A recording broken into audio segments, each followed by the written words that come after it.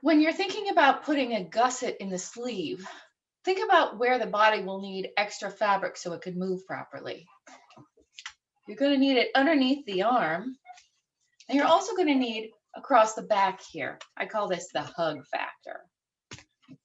So what that means practically when you're looking at a sleeve is that you need a little bit more up at the top here for the muscle that comes out when you raise your arm.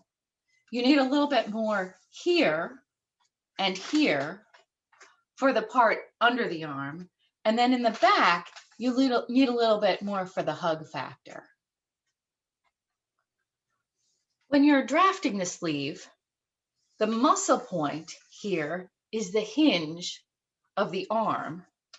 The muscle point in the front is the anchor for the sleeve.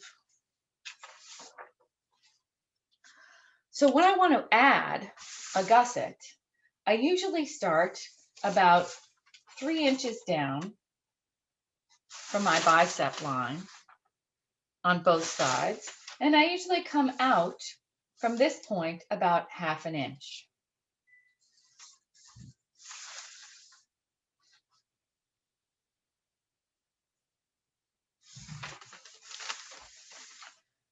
Those numbers can change based on the needs of your sleeve. I usually come up from this point about 3 inches. If you're thinking about this as a hinge point, if you flip your sleeve upside down and then try to come back to that point, you create a shape in the front that is pretty good, but very hard to sew. So we're going to curve out a little bit of that just to make it easier to sew together. In the back, this area here needs more fabric as well for the hug factor.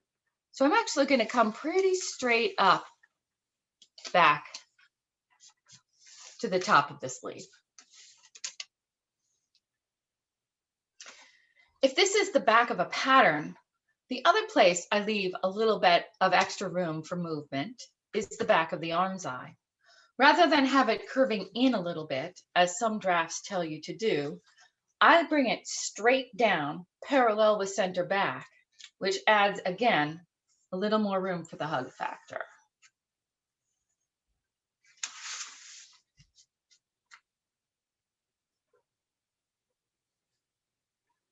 It also shortens the length of the back arm's eye, which corresponds to the part in the sleeve where you've shortened the length on the back of the sleeve.